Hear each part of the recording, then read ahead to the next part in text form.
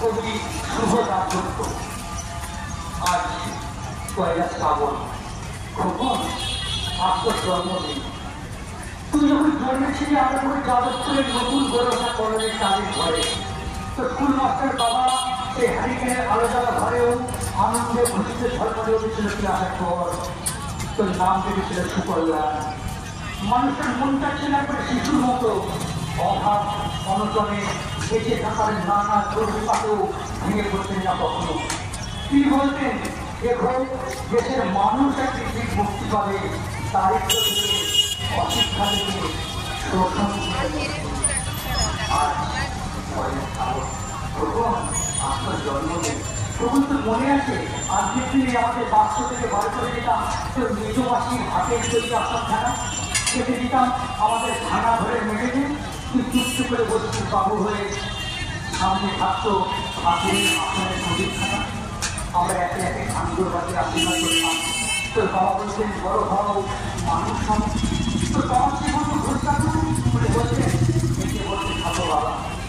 তুই জিজ্ঞেস করছিস বসতে থাকা মানে কি মা? আমি বলতাম না কিছু, শুধু খানগুলো হয়ে যেতাম। আমি মনে মনে ঠাকুরকে বলতাম ঠাকুর তুমি আমার ঠোকাকে মস্ত বড় মানুষ করে চলো, সত্যি মানুষ হয় কোনো বিপদ সাহায্য থাকে। কষ্টের সংসারে এই একটা দিন বাড়তি পয়সায় তোর দিকে একটু দুধ নিতাম, পায়েস রান্না করে দিতাম তোর জন্য। তুই পায়েস থেকে বড় ভালোবাসি। আর তোর বাবা এই বাস স্ট্যান্ডের দোকান থেকে নিয়ে আসতো তোর দুটো মিষ্টি ছানার পয়সা। সমাজ স্কুল মাস্টারিতে দেওয়া হয় ছাত্র প্রতি আসতো কিছু, কিন্তু আমাদের কাজটাও আপনি সেবা করতে সময় আসতো না একটু। তোর বাবার আমার বলতাম সামনের মাসে টাকা বানিয়ে দিল। উনি বলছেন কখন বড় হচ্ছে আপনি সামনের মাস থেকে আজকের বাড়তি ভোট দেবো। কোন ছেলে সত্যি বাড়ে বুদ্ধি বাড়ে, সত্যি আর বুদ্ধি না হলে তোমার তখন মস্ত বড় মানুষ হবে কি করে?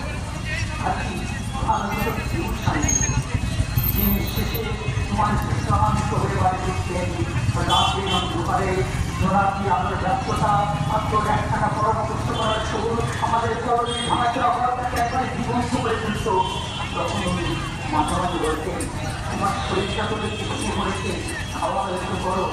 আমি বলতাম খবরে দুটো ক্লাস, কত খরচ, কত পরিবর্তন কিনতে হবে,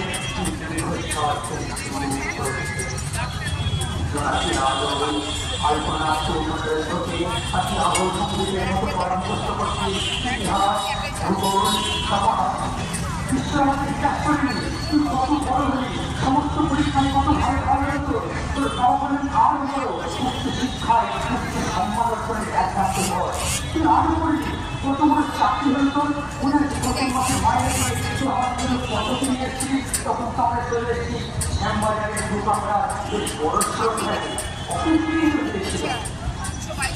সেই ঘর, সেই বারান্দা, কত ছবি, কত স্মৃতি। সেখানে কিন্তু সেই বাড়িতে আসছে ধরে বিকেলে তোর বাবা যিনি চলে গেলেন, তুই তোর বাবার বুকের উপর মুখে আত্মস্বরে কাঁদছিলি।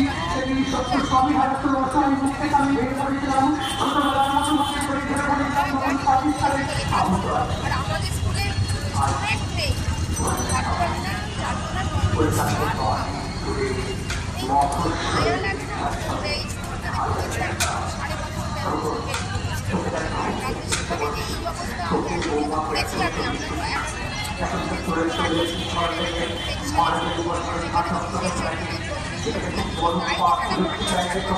খুব লোকসান হয়েছে, খাওয়া দাওয়া খুব ভালো, খুব ভালো মনে হচ্ছে। কলমের খানা বাইরে যখন ঘর থেকে আমার চলে ধরছি তোকে ঘুরতে গেলে বলতাম তাদের মা থাকে তাকে কি কখনো ঘুরতে ধরে।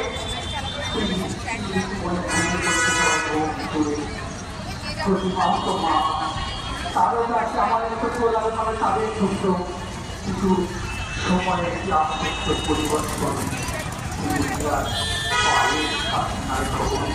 আমি তোর জন্য এক পায়ের রান্না করেছি, তোর পাঠাতে টাকায় আমি সারাদিন চিন্তার সঙ্গে আমি বসে আছি। আমাদের আমি 1 লাখ করে আর একবার